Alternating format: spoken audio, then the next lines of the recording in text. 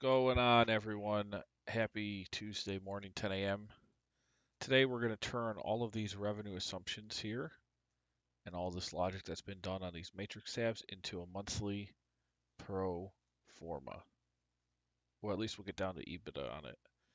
Now, I'd argue that the monthly detail is probably the most important tab of any worksheet I ever build because it has everything on it that you need to see. Before we get started, don't forget check out smarthelping.com. I've built hundreds of different financial models, templates, and tools here, and you can get them all for $9.99. And that's lifetime access, meaning if you buy anything or if I build anything in the future, you can get it at no extra charge. The model we're working on now, the construction business model, will be in the industry specific bundle. Moving on. Let's sound check and get our link out to Twitter. This is our link out to fourth Twitter. This is our fourth construction biz part 4.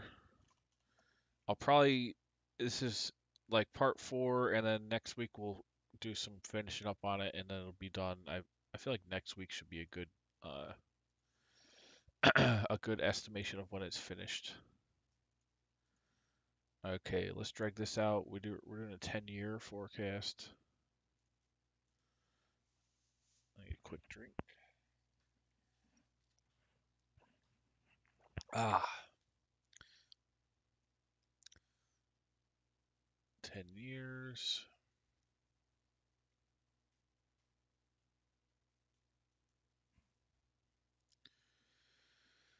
Okay. So we have, let's clear this out, 10-year monthly pro forma. So usually at the top we want to put in main revenue drivers. Here we've basically got 3 types of jobs that this construction business can do. So we want to separate the revenue into each 3 sections so that the job types can be compared as far as their financial performance. So what I'm going to do on the monthly detail here is we're going to have job type 1, which will actually be editable, so we need to reference the label there. And we want to put what's going on with this job type. Well, we want to say started jobs per month. So there, in right into it here, do we want to show the completed jobs per month? For example, this is saying we complete 10% of each job in month 1 of the job, 20% in month 2, 10% in month 3, 60% month 4, and obviously these are arbitrary. You could put these to whatever makes sense for the jobs that your construction business is doing. The question is, do we want to show, like, let's say you're starting these jobs every month, you're starting a new one, but you're completing them over time. Do we want to show how many jobs are being completed or how many jobs are ongoing? And I think that makes sense. This is not going to be directly tied to any revenue, but it might be good to see how many jobs of each job type are ongoing at any one time, just as a sanity check. We're also going to do some things showing hours and workers and all that stuff as key metrics later down into the pro forma. So we'll put started jobs, we'll put ongoing jobs at month end, and then we'll put, let's see, earned revenue, cash collected. What else do we have here? So we'll have revenue. All of these costs are going to go elsewhere. Materials, equipment. So that's probably about it. We'll have the 3 job types.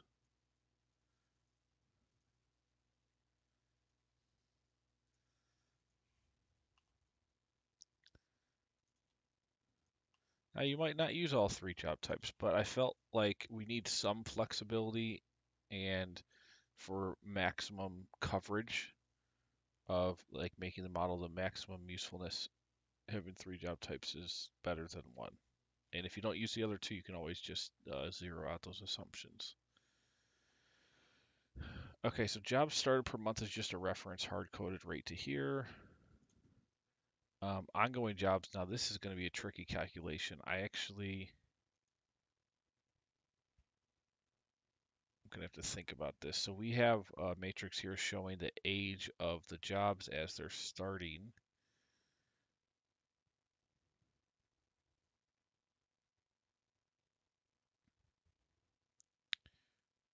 We'd have to put, oh, this would be real tricky.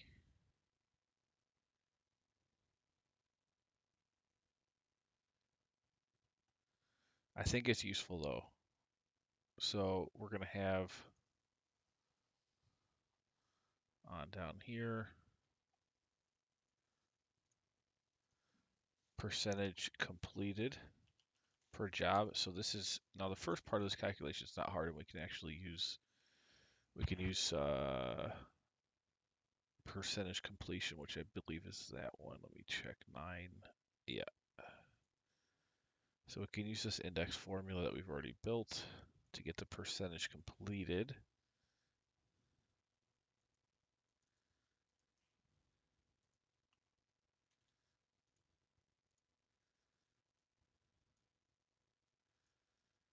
Now, this needs to be an aggregate. So the first column is always whatever, and then this is going to be this plus the previous month. And then also it's going to be a max. It can never be over 100%. So max of that, or, and we can't put that ahead of the if error though. Hold on. Whenever you go to model stuff, things get tricky in a hurry if you're trying to do dynamic stuff. So max of this percentage in this, or 1. Or, sorry, not the max. We want the min. So there we go. Perfect. That's what we want to see. Building up to 100% completed. Okay, so 10, 30, 40, 10, 30, 40. Perfect. Now we should be able to use this dynamically to figure out if the job is still, how many jobs are still ongoing or not. And so I believe we should be able to easily do that. Let's see, 1.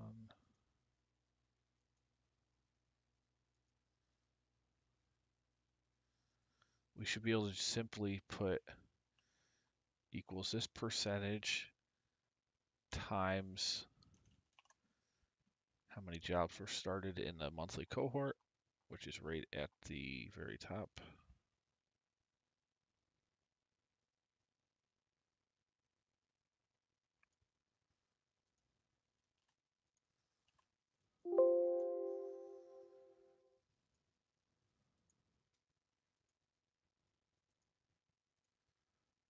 And we could put a decimal on this. So there we get to 3 eventually. Depending on how long it takes, the 3 jobs we started in here are now completed here. What we want to say though is how many jobs are ongoing. And if this is at 3, we don't want to count it. That means it's 100% complete. But if it's at 1.2, what does that mean exactly? It means of the total 3 that we got to get to, 1.2 are, no, how does this work? How does this work? Let's just say we start 1 job a month. Okay, so we've got 10% of this job's done. So what this means is you have all, no, let's put this back to 3. You have 3 jobs still ongoing here, 3 jobs still ongoing here, 3 jobs still ongoing here, no jobs ongoing for this cohort. So 3330 is what we want. So all I need to do is say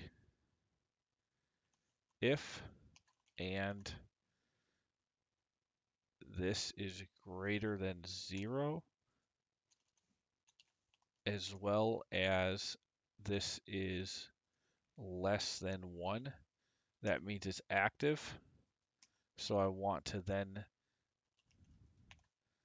take this value here, the maximum for the cohort, which is the total jobs started for that given month. And that will tell me how many current jobs are ongoing.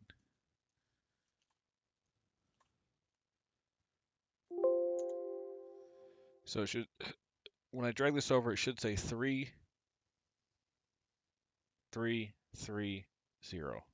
So let's see if it does that. 333 false, and that's fine. We just simply put at the end of this, if it's false, then 0.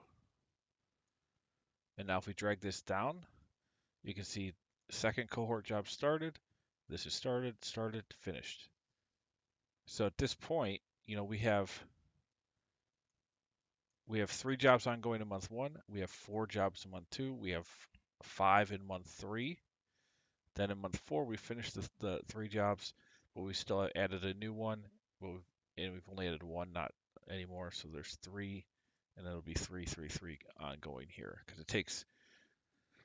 In this case, we're saying it takes the end of the 4th month these jobs are completed. Now, if it was 10 like this, and then maybe another 30%, let's say it took 7 months, you can see now it's a little bit higher, and in theory, our maximum is 6 jobs that can be ongoing at once, based on 1 job started a month, and a job's taking 7 months. Okay, so this is perfect. This is what I thought. This might not be super relevant, but I think it's worth putting in here.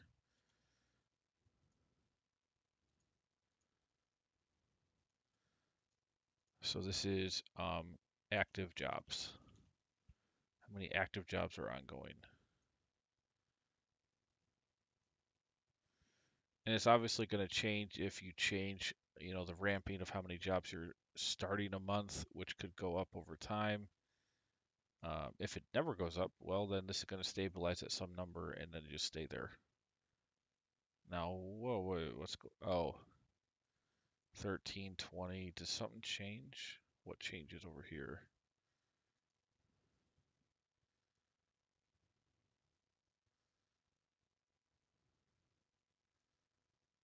These are all 1, except for this one, and this is 100%. What's changed here? Because this, I didn't expect to change. Why is this 0.1? So 10%. Oh, shoot. We didn't have the same formula dragging throughout. Hold on.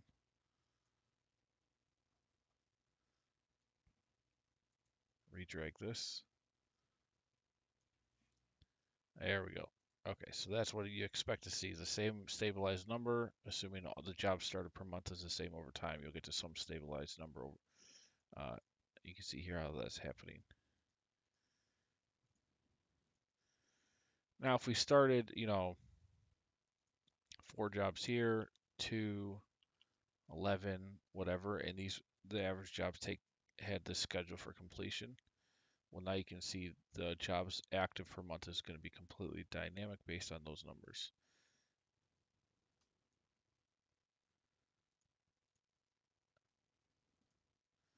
So to make it really easy to understand, I could just put 1 here as the default. All right. So on a monthly detail, we can put ongoing jobs would simply reference this. jobs started. Earned revenue would be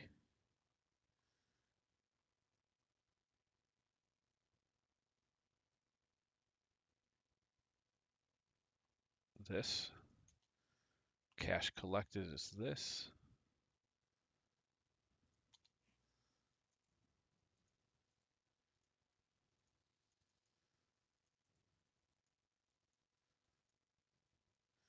And these two will vary. There'll be a reconciliation where you want to zero out the earned revenue and then add back the cash collected. Because these two rows will equal each other in the long run, but in the short term, depending on when the cash is collected versus when it's earned, they'll be different. So the income statement is going to look at earned revenue, the cash flow statement is going to zero that out and add back the cash. Now we'll also have, I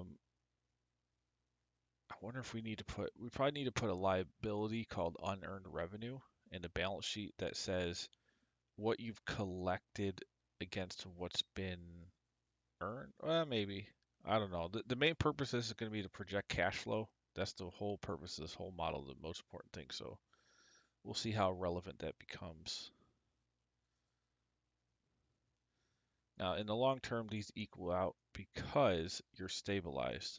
So you end up just earning and collecting the same amount.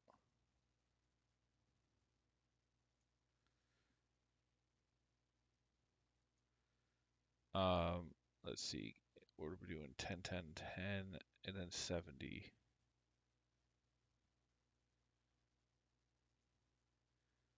So it's cash collected, and if we change the jobs that were started versus completed, all that stuff would change. Like let's say we had 5 jobs in month 8, you can see how that's going to affect the cash flow in month 8. That earned revenue goes way up, but the cash collected is down, but then it's going to go up here. That $190 million month, that's when the remainder of those jobs are completed and the cash is collected.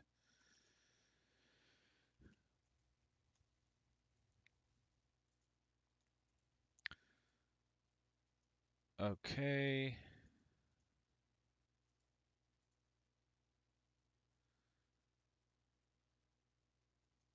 So that's good for job type 1.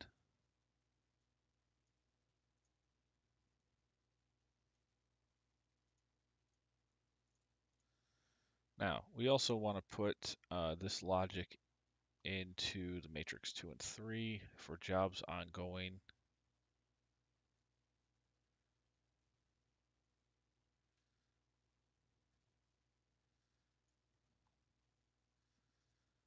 Now, this shouldn't be too hard. We just paste. Let's go down to the bottom. Paste this. Now, this is just going to take, instead of row 9, here, we'll take row 52. And you really start to see what these numbers mean when they go on a visual. And that's also where you can check for errors, because you'll see an aggregate happening and it'll be easier to see at a high level what's going on with all these numbers. Okay.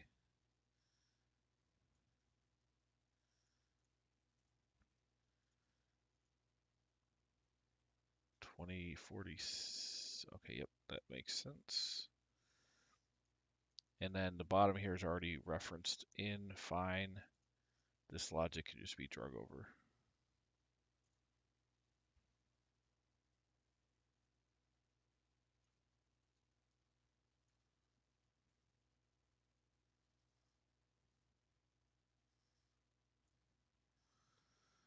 Alrighty, and move on to matrix 3, and then we're done with this. We could keep going on the monthly detail.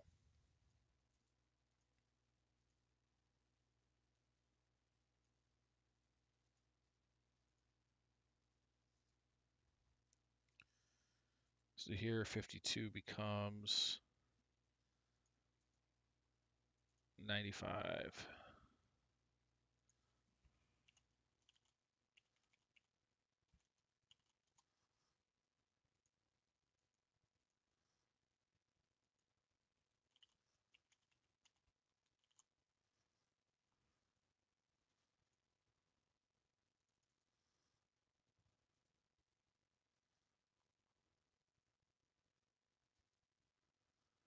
And we could drag these all across from the whole column.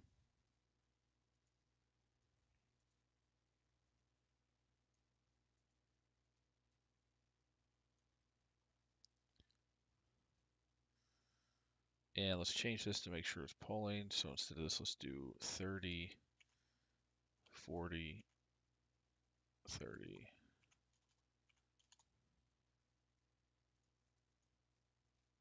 Whoops, not 3. Okay, perfect.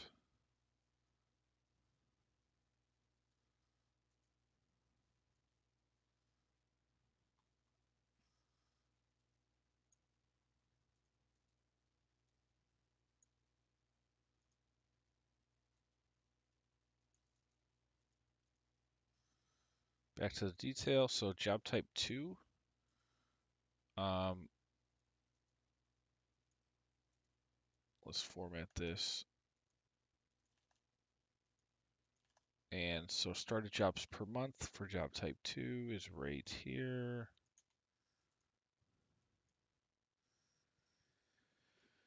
Ongoing jobs is what we just did in for job type 2.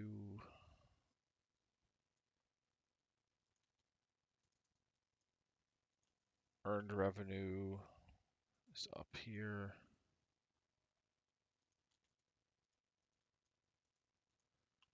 Cash collected.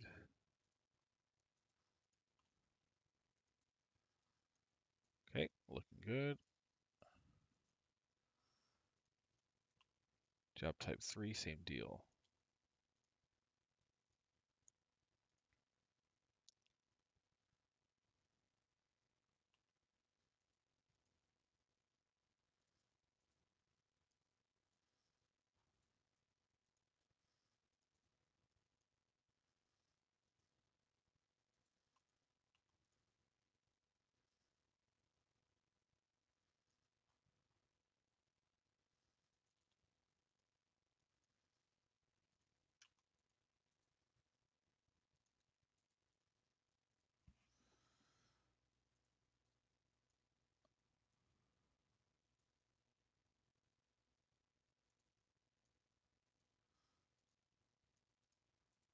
Now remember, when you're actually doing this forecast, the assumption here is this 50 million average contracted amount.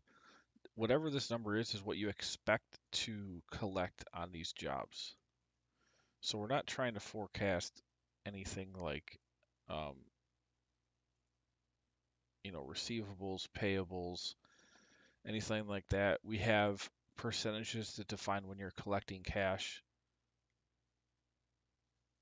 right here, based on the amount of jobs started and this amount. So you'll have the offset for cash already working there.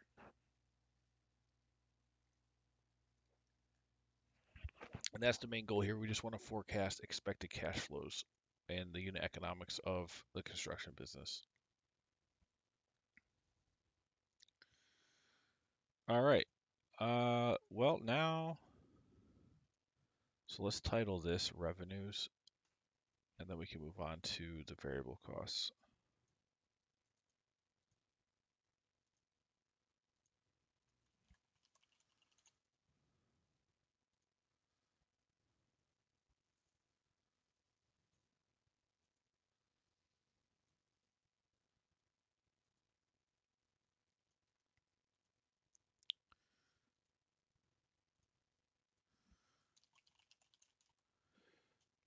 Or we'll put construction costs.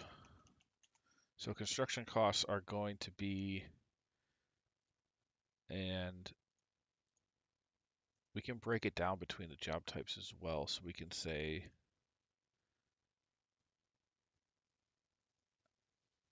let's see, we have these two, materials, equipment, and then wages and payroll taxes.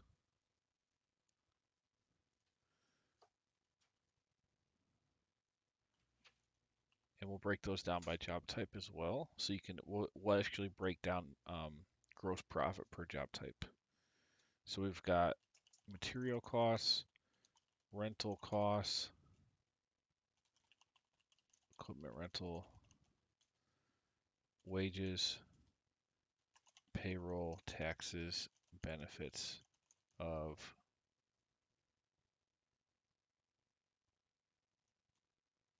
now there'll be, yeah, that's fine, that's fine.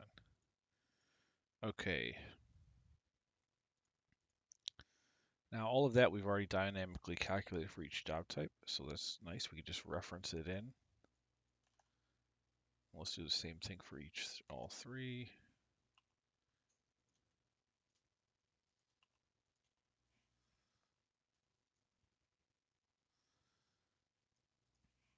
Now these are just going to be when they're paid, so let's go to matrix 1, and we've got materials paid. Then we've got equipment rental, wages, and oh, forgot to change the title there. These are payroll, taxes, benefits.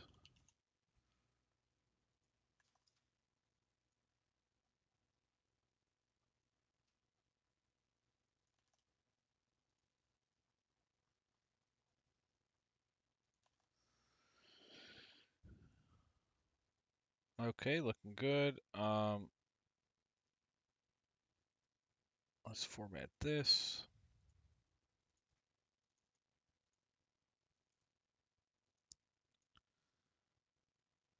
Now these, if I just lock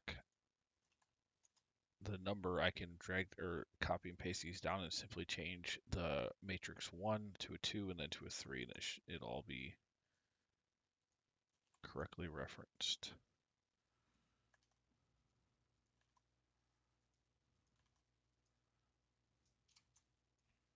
So we go replace, and I want to put matrix 1 is now going to be matrix 2. Then this one, matrix 1 is going to be 3. Okay. So we have those over time based on all the variables.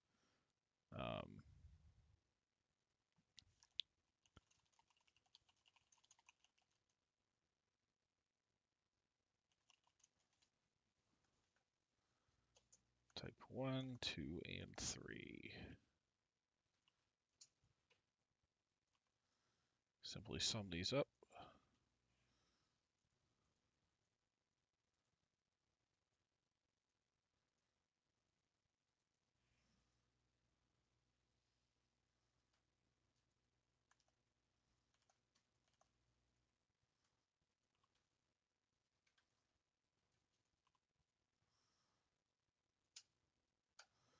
Okay, and then we actually can do total construction costs.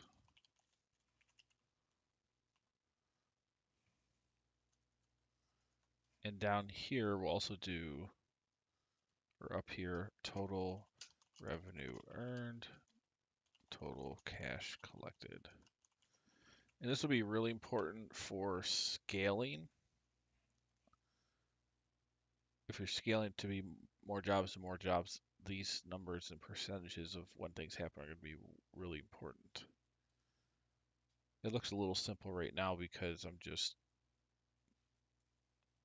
I've stabilized the job count after the first couple months. All right, revenue earned. Now the revenue earned what counts for EBITDA. Cash flow is going to take the actual cash collected, so we can do both of these. Just have them aggregated.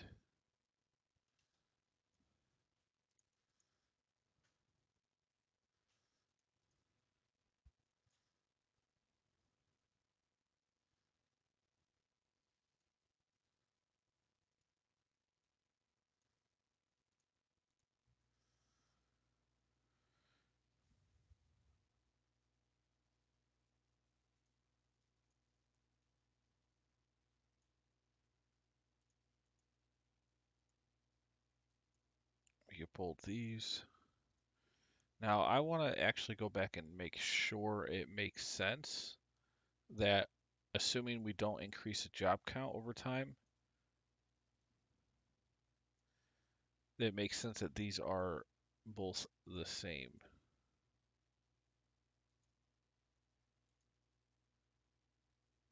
So let's just look at the actual numbers here. So if we say,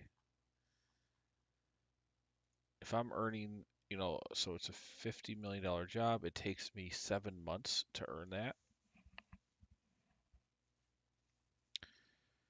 And that percentage earned is the same over time.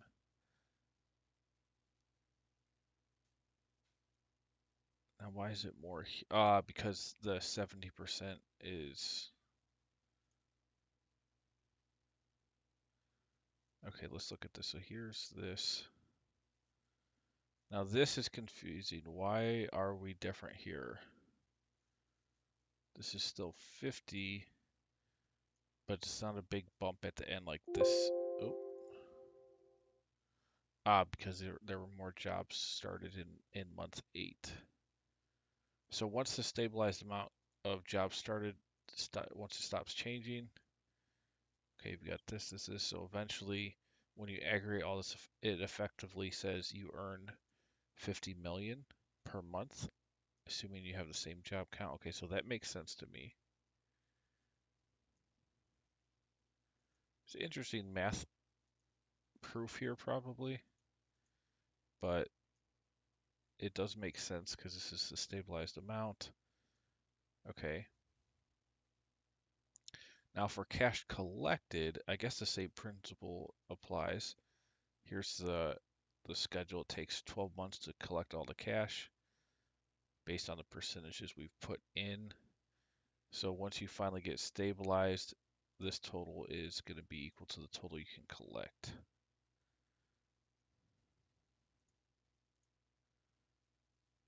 And that happens after you reach the 12th month, and then you repeat the cycle.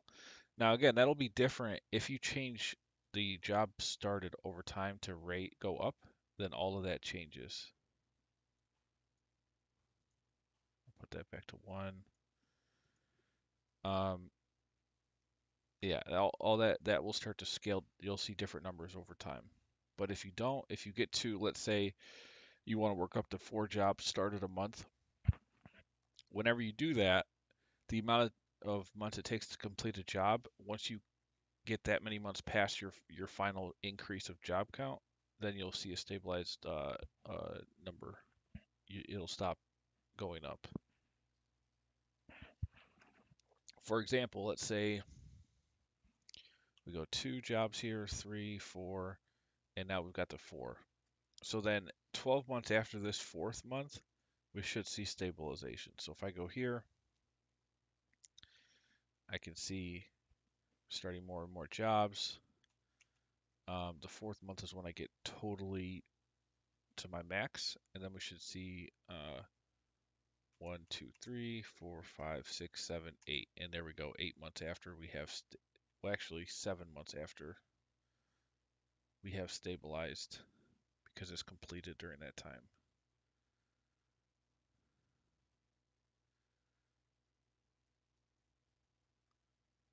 And then cash collected is going to be similar logic. Eventually, it gets to 50 million per month.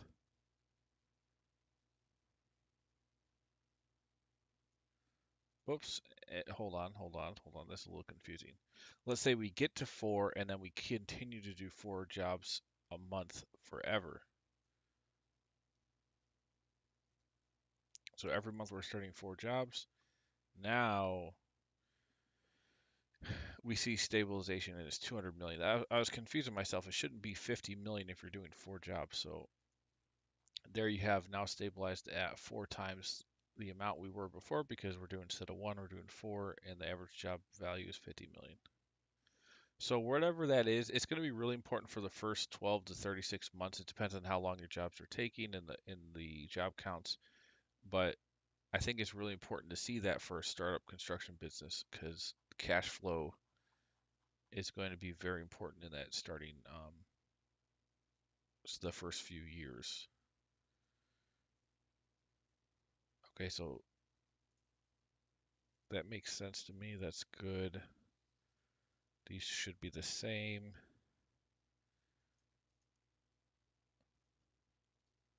In the long run, at the beginning, they're not going to be the same. Unless you just complete every job 100% in the month you start it, then the cash collected and earned revenue would be the same. Or if you collect cash in the exact same percentage when things get done, then these also would be the same the whole time. Earned revenue and cash collected. Now we're not double counting these. Your earned revenue, and you can see this is 3,294. Now why are those different? They're different because even in month 10, so they don't, even in month 10, you're starting 4 jobs, and the earned revenue and the cash collected is different. If you were to zero this out and say, well, I'm going to stop collecting jobs over here, then you should see the same for total earned and cash collected. Slightly different. Let's zero these out a little bit further.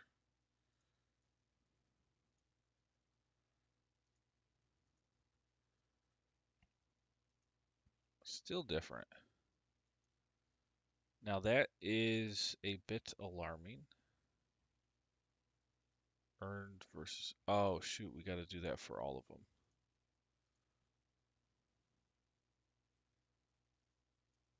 Right, so if we take, I think we'll do like the last 12 months to illustrate this at point. So if you stopped your job counts, then in theory, your earned revenue and cash collected should be exactly the same. So here, yep, now they are perfect. So that's good, good logic test right there. And they're not the same here in the beginning, but eventually they even out because the percentages all have to add up to 100%. And I did put checkers here so you can see jobs completed per month, amount of cash collected. Like all these have checks because they all should equal 100%.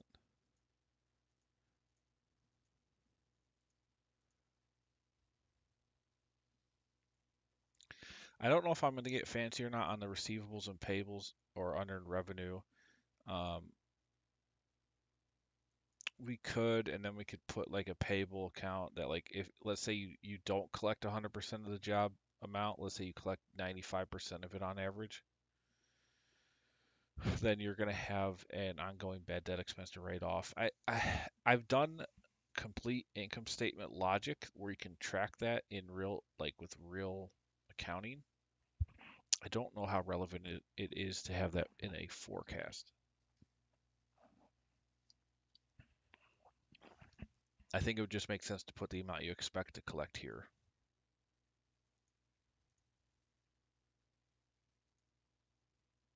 Again, this is not going to be perfect for all use cases, but it's going to be really good for one use case, and that is cash flow forecasting and unit economics. So we've got our revenues, construction costs. Um, we could put gross profit type 1, 2, and 3. We can also then do total gross profit.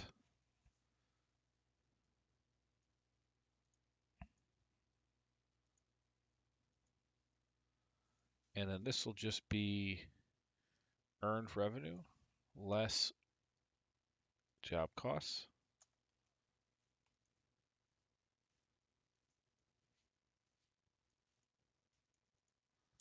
Then for this one, it'll be earned revenue, total costs.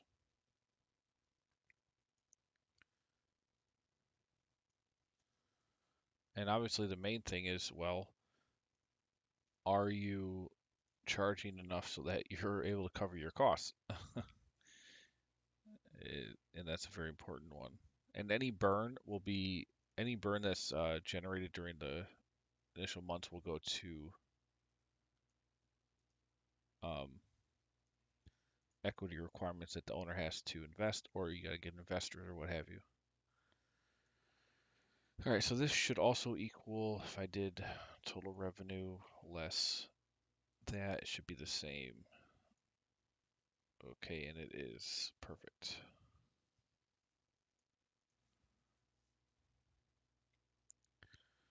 All right, now, shoot, we don't even have a tab yet for that, for fixed costs.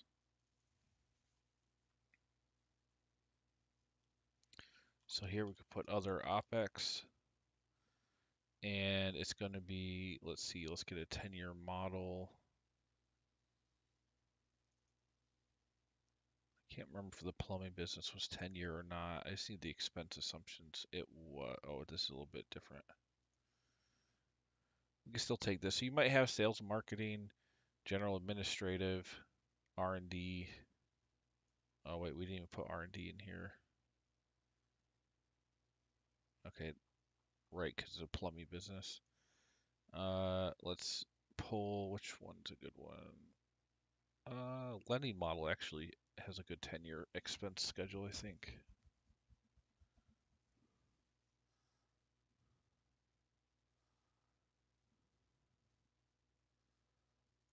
Perfect. This is exactly what I want.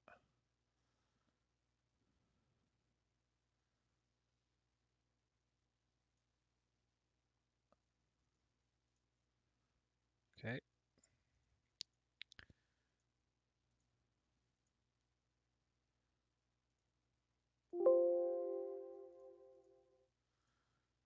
So we want to account for other costs that aren't variable and not directly related to job count. And for that, we have this schedule. So you can put in all your sales and marketing costs, when they start, the monthly cost over time.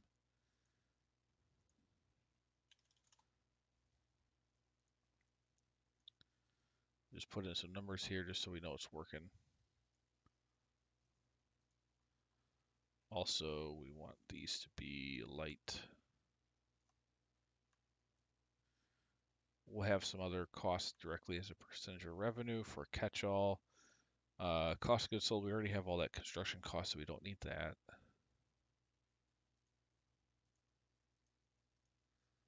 Clear this out.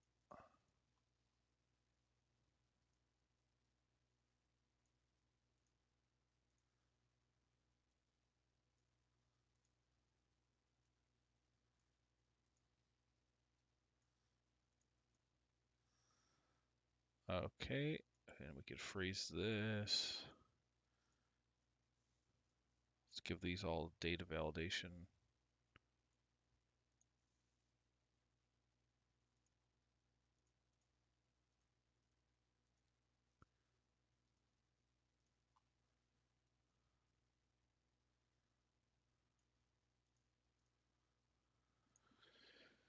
Alrighty, 2023.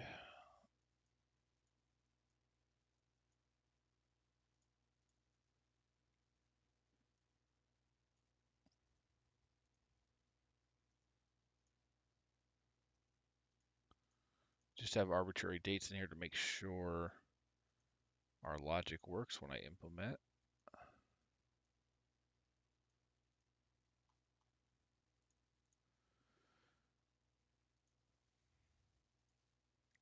So in year one, we're paying $500 a month for marketing, VP of marketing. Probably not. VP of marketing is probably going to be like, 12,000 a month or more. In year two, we'll just say it's the same over time, but it probably could go up based on, salary raises, etc. And you might not hire a VP of marketing for a couple years, so you can define whenever that happens in the drop down. And that goes the same for all these rows. So on our P&L pro forma here, we've got our revenues, the variable costs, and now we're going to have,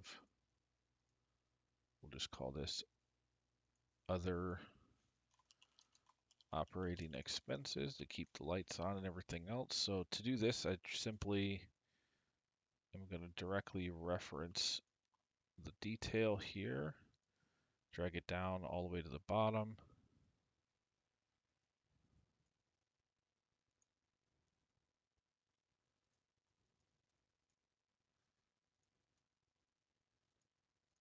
And so I only have to do one formula.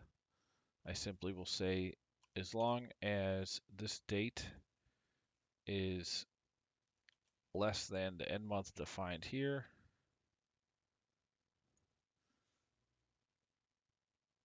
or no, if it's greater than that end month than 0, otherwise index the cost based on the year matching the year here.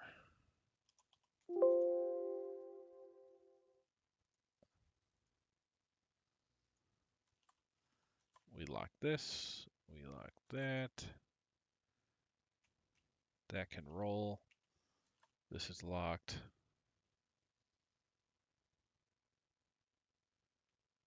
And this is locked. Now we also need to say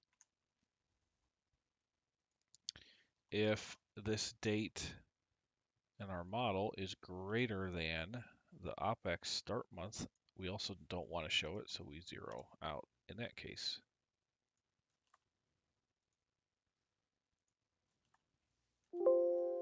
And now we should see the staggering amount. Oh, did I not drag it? January 2023. Let me check if that is greater than. Sorry, if this is less than.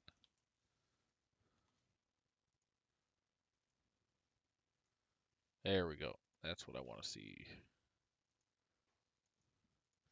And we could actually drag this straight down because everything's in the same position.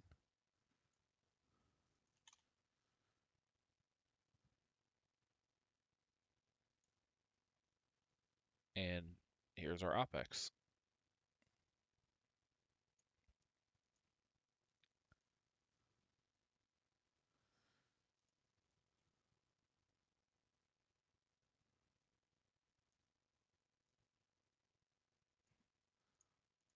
Let's also, on here, we can redrag these out to the end.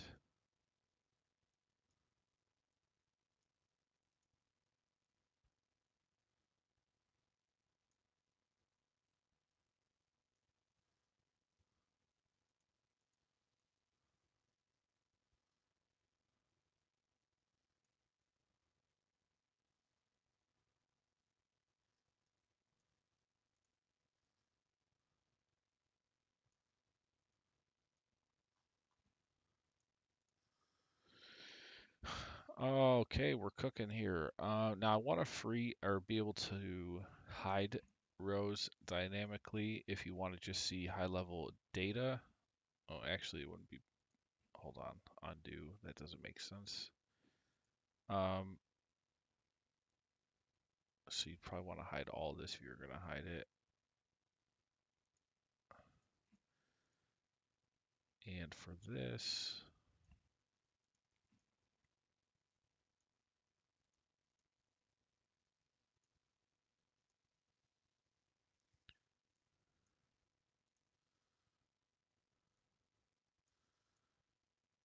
and then let's put in our total. So total sales and marketing costs.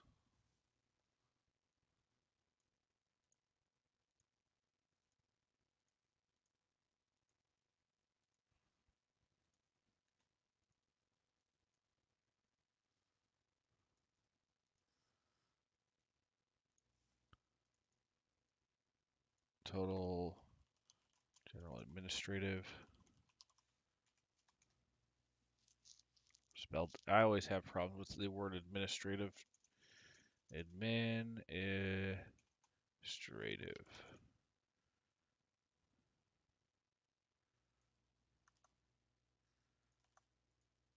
And then research and development.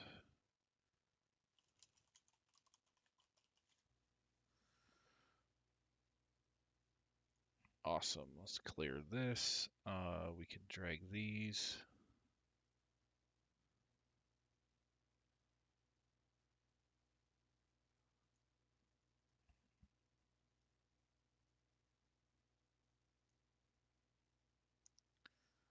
Also, we need to extend the global control drop down for the 10-year period we have listed based on the launch year.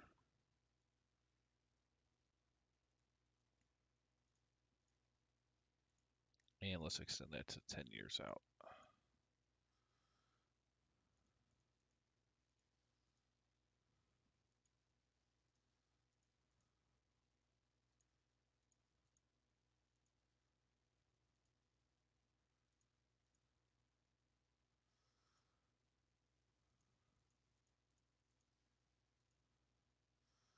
Okay, and now these we have to do another calculation. So this is a percentage right now. We need to multiply that by total revenue. And we'll do it by earned revenue.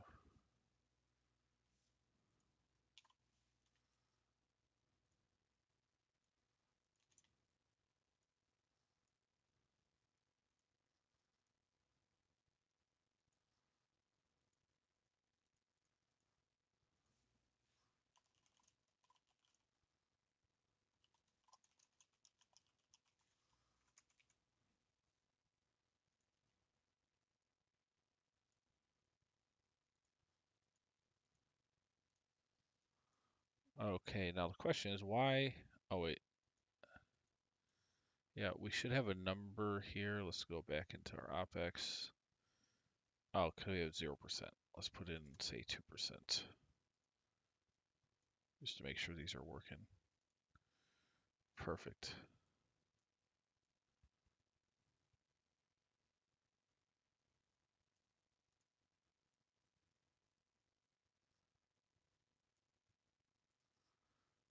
Okay, and maybe this is just, I don't know, it could be a catch-all anything, just some percentage of revenue that you want to mark as an expense.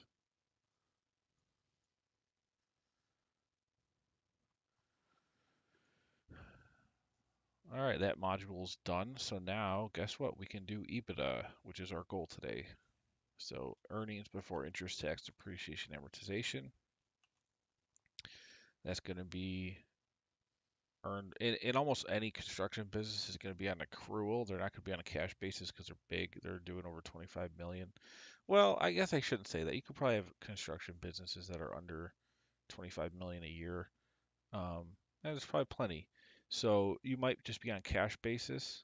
And in that case, when you go to fill out your percentages, you would just put in the same percentage for revenue earned as revenue collected, and they'd just be the same. In this case, though, we're going to default to earned revenue as our basis, and then we want to subtract that from our total construction costs, and then we want to subtract our total expenses, which we need to put here. Hold on. Total expenses.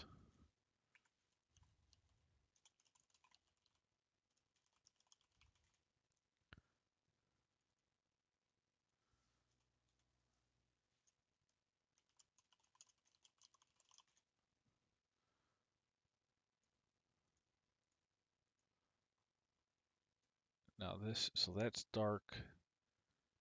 These two need to be a darker gray.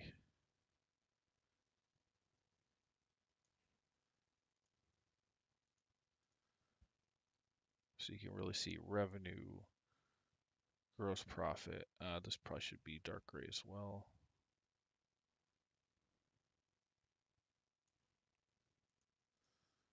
Total cost there.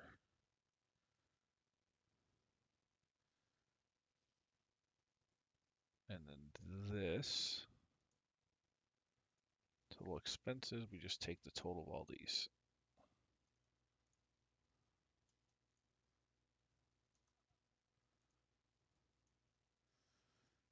And now EBITDA, we'll do a thick bottom border. Simply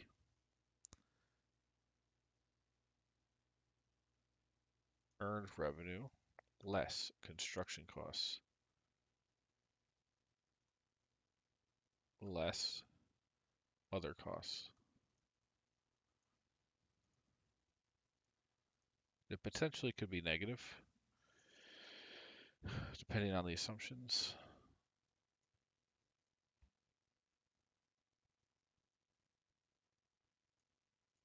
Okay, and we got that there. We do want to put as a percentage of revenue what your gross profit is.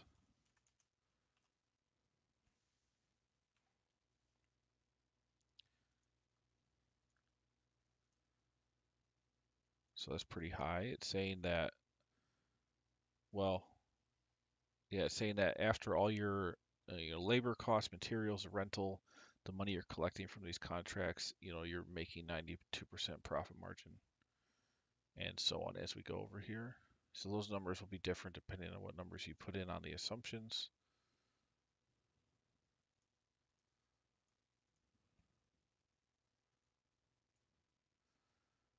Also, we need to hide or group these. So if you want to hide the detail just to see the high level numbers, you can.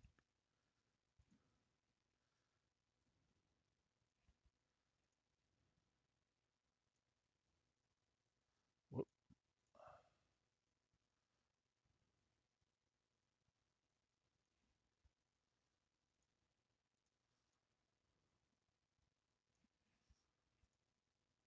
Okay. Oh, also I want to make all these indented a little bit.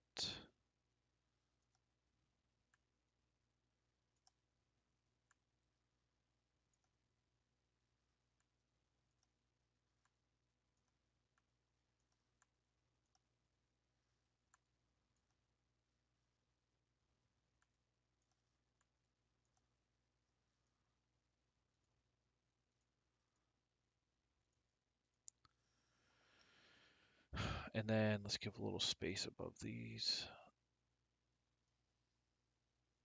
Okay, so now if I hide at the one here, I can see here's my entire financials on a monthly basis. Revenue earned, total costs, gross profit, different OPEX costs. Now this is really high here, but we're still, I mean, it's barely making a dent in our profits. Now, obviously, I haven't looked and vetted all these cost assumptions with what you charge. Maybe these contracts will only be like $3 million for what is being provided as constructed. Now, if we change that, you see we have only 1 month of negative, but that's probably more likely.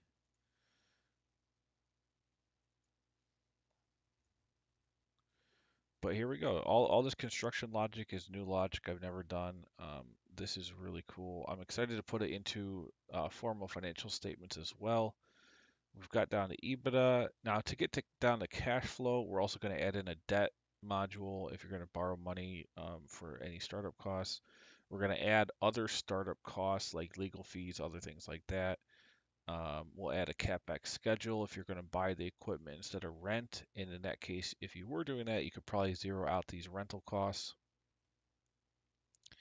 Um, on the construction cost detail, you would just zero out all of the rental costs per job type because you're buying your equipment instead of renting it. We'll also add terminal value logic and wrap everything around in a three-statement model, put an executive summary. So we got a lot to go, but all of the fun logic is over. It's now just a matter of just continuing to build it out. And once that's done, I'll be excited to put this up for sale. This is going to be a great template. It's 11 o'clock. Right on the dot. Perfect timing. Don't forget, guys, if you want to check out more, go to smarthelping.com. You can buy all the templates I've ever built for $9.99. I've got over 100 with just as much detail and attention to details you see here in this one for all different kind of industries. A lot of SaaS stuff, a lot of real estate underwriting tools, and then just a lot of just random industries that I've done that I feel like are worth modeling. Also, there's joint venture waterfalls. We've got accounting tools. The last thing I did in accounting, the accounting system is really awesome. This thing lets you create financial statements. It's got all the accrual accounting logic. You could also do cash basis. It's got examples of every life cycle of any type of transaction, so you can see how to enter stuff. It's kind of like a general ledger database entry, and then that produces monthly and quarterly and annual financial statements automatically. But this we did. It took I think 8 or 9 streams to finish that one. That was awesome. Very happy with how that turned out. There's also other tools in accounting that would go along with that, like the receivables and payables tracker, inventory forecasting, a lot of other tools that accountants would probably use, cash conversion cycle, human resource tools and trackers, personal finance, Google Sheet architectures for all kinds of different fun things, sales pipeline, and CRM and Google Sheets. If you've got customers that go through a pipeline and you want to stay organized and track them, or let your salespeople track their customers, these are all great tools. And then general valuation. Alrighty, well, I am off. I'll see you guys probably next Monday, and we'll keep going on this construction business model. We got a lot done today. Like I said, we got down to EBITDA, which was the goal. So now we go to finish out all the other cash flow items, wrap it around with all the statements, and uh, get it ready for to be sold.